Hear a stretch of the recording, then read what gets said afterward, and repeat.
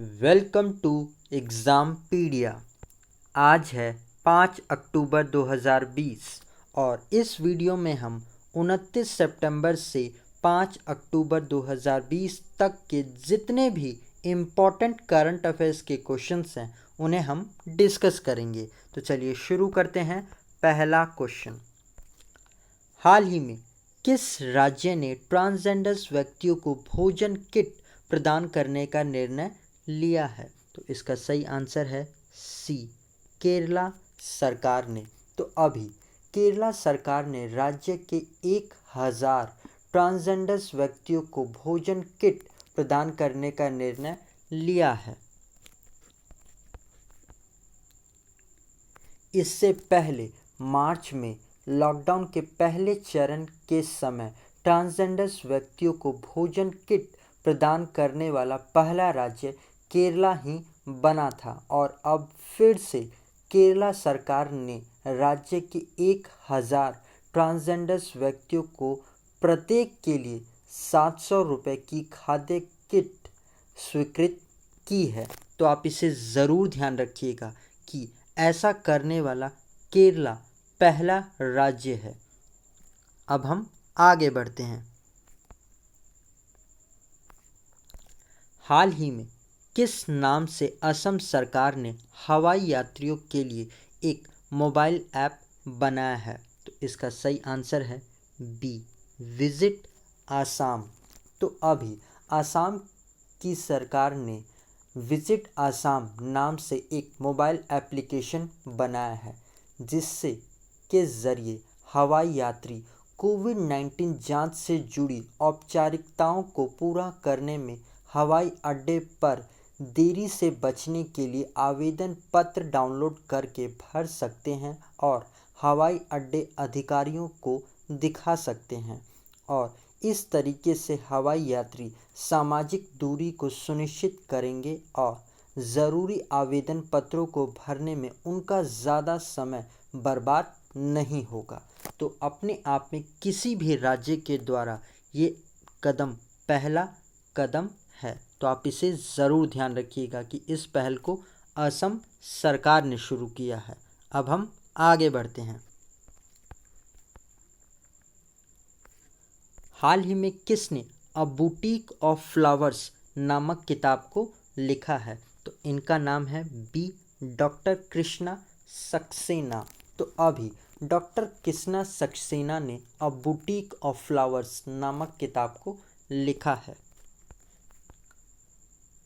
Doctor Krishna Saxena ये 1955 में उत्तर प्रदेश के लखनऊ से पीएचडी करने वाली पहली महिला है और इन्होंने ही इस किताब को लिखा है और इस किताब को हमारे रक्षा मंत्री राजनाथ सिंह जी, जिनकी निर्वाचन क्षेत्र है लखनऊ, उन्होंने इस किताब को रिलीज़ किया है। तो आप इसे ज़रूर ध्यान रखिएगा, ये बहुत इम्पॉर्टेंट नाम है। अब हम आगे बढ़ते हैं। हाल ही में किसने Russian grand prix 2020 F1 race जीती है? तो इनका नाम है ए, वोल्टेरी बोटाज ने। तो अभी वोल्टेरी बोटाज जो रहने वाले हैं फिनलैंड के और ये मर्सिडीज़ की गाड़ी चलाते हैं और इन्होंने ही रशियन ग्रैंड प्रिक्स 2020 रेस को जीत लिया है।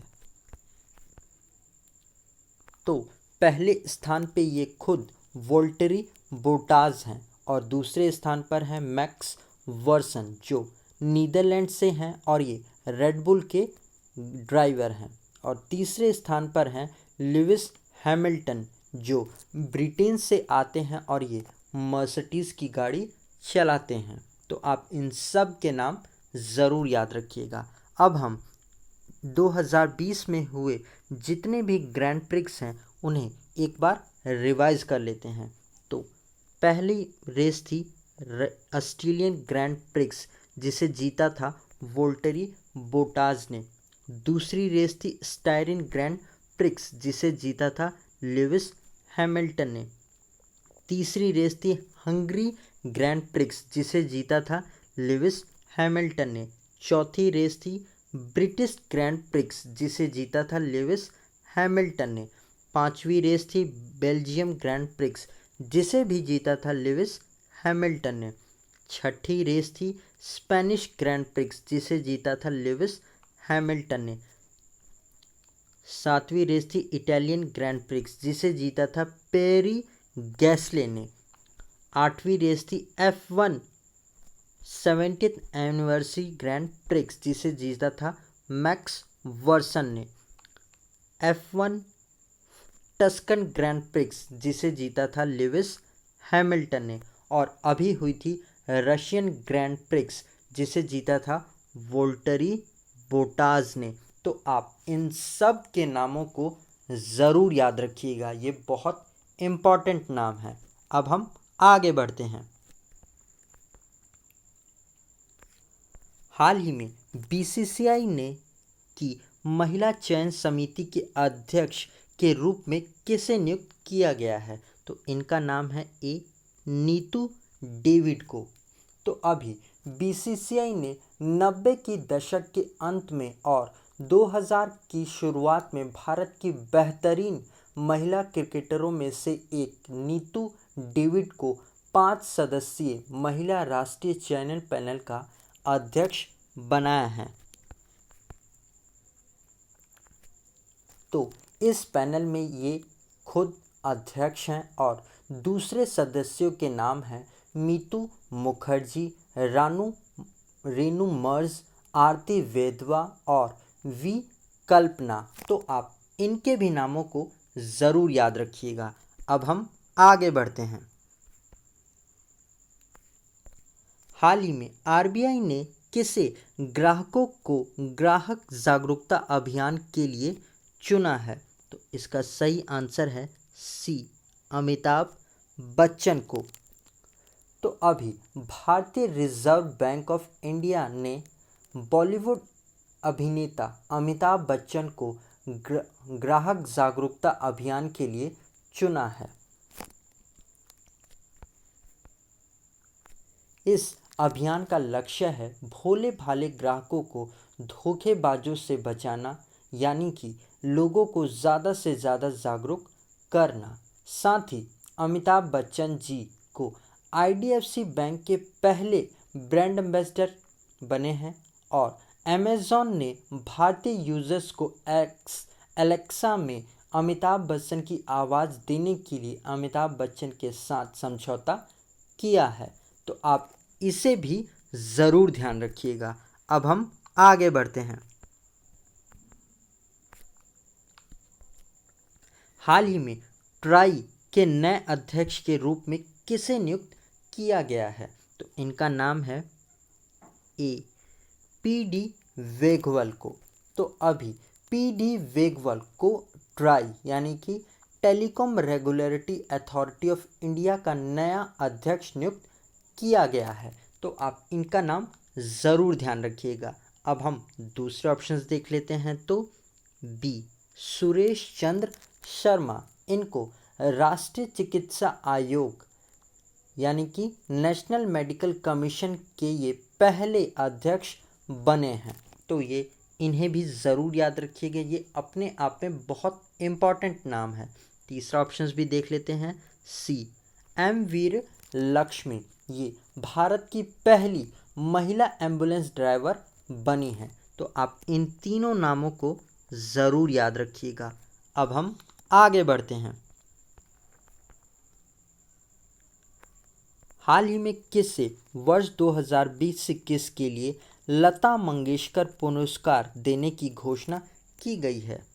तो इनका नाम है ए उषा मंगेशकर को।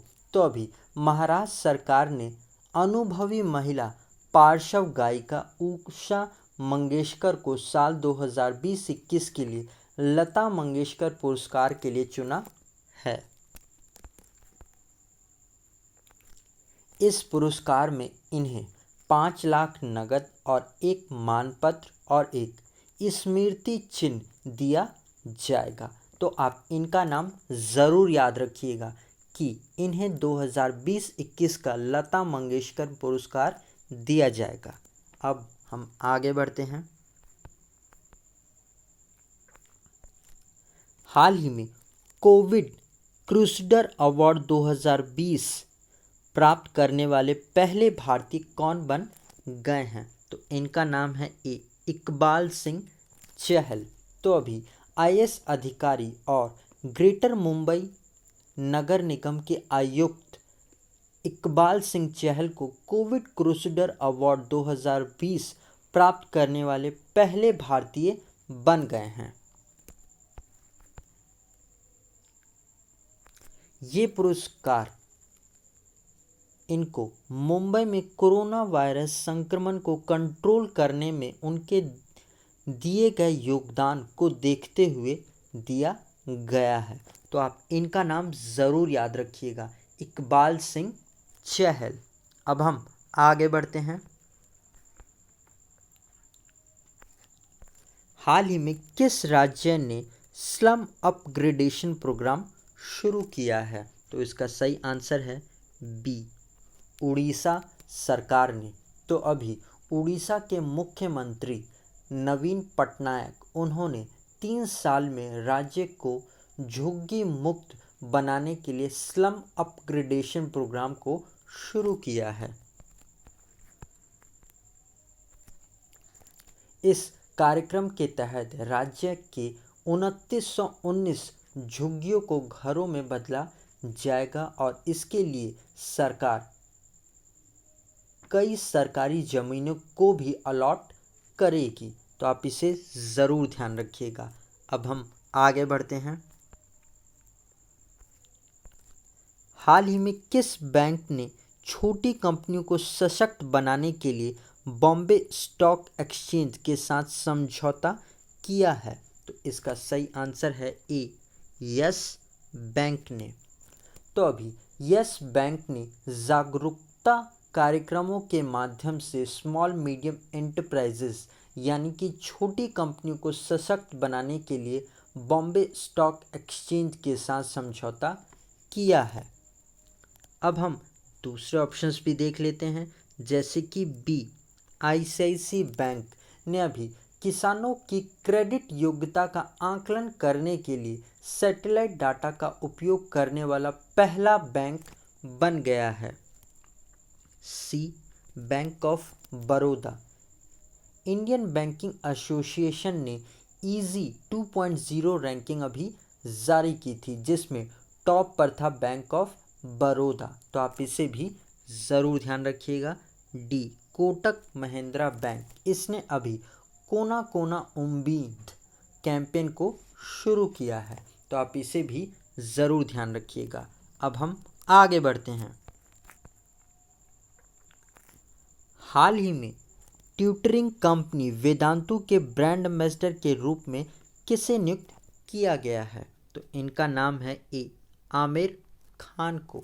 तो अभी वेदांतु जो कि एक ऑनलाइन ट्यूटोरियल उपलब्ध कराने वाली कंपनी है और अभी इसी के ब्रांड एम्बेसडर बने हैं आमिर खान। आमिर खान को अभी कुछ दिनों पहले ही सीएट टायर का भी ब्रांड एम्बेसडर बनाया गया था। तो आप इनका नाम भी ज़रूर याद रखिएगा। अब हम आगे बढ़ते हैं। हाल ही में किस बैंक ने आईबी नोट पहल शुरू की है? तो इसका सही आंसर है डी इंडियन बैंक ने। तो अभी इंडियन बैंक ने कागज रहित यानी कि पेपरलेस कामकाजी माहौल को सशक्त करने के लिए आईबी नोट नाम से ग्रीन इनिशिएटिव को शुरू किया है और इस नई पहल के समय को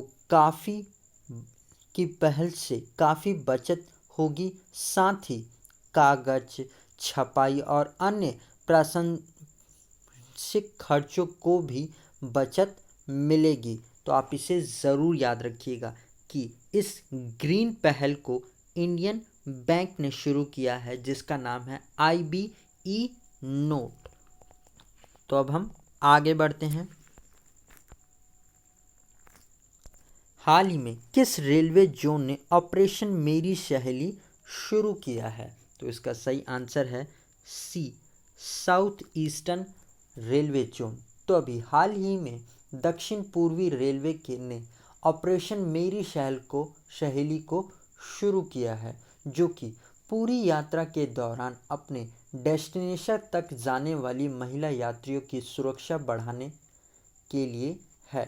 तो इसमें महिला सब इंस्पेक्टर शुरुआती स्टेशन पर ट्रेन में महिला यात्रियों के साथ बातचीत करती है, उन्हें सावधानियों के बारे में जानकारी देगी कि आप अपने आप को किस तरीके से सावधान कर सकते हैं और अपने आप को किस तरीके से जागरूक बना सकते हैं। तो आप इसे भी ज़रूर याद रखिएगा। अब हम आगे बढ़ते हैं। हाल ही में हरियाणा के मुख्य सचिव के रूप में किसे नियुक्त किया गया है? तो इनका नाम है ए विजयी वर्धन को। तो अभी हरियाणा सरकार ने विजयी वर्धन को मुख्य सचिव के रूप में नियुक्त किया है और ये हरियाणा के 34वें मुख्य सचिव बन गए हैं। तो आप इनका नाम ज़रूर याद रखिएगा। अब हम दूसरे ऑप्शंस भी देख लेते हैं, जैसे कि बी अल्पन बंदोपाध्याय। यह भी कुछ दिनों पहले ही पश्चिम बंगाल के नए मुख्य सचिव नियुक्त किए गए थे।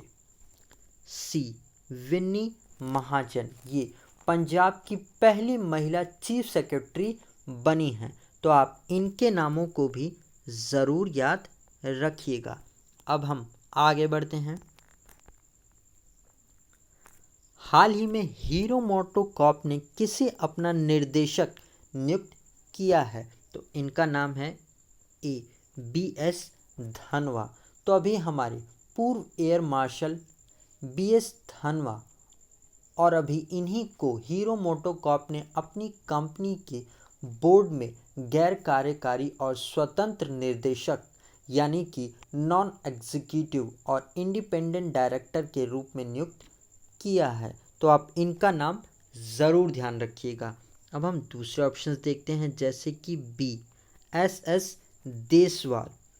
इनको अभी नेशनल सिक्योरिटी गार्ड के डायरेक्टर जनरल के रूप में नियुक्त किया है।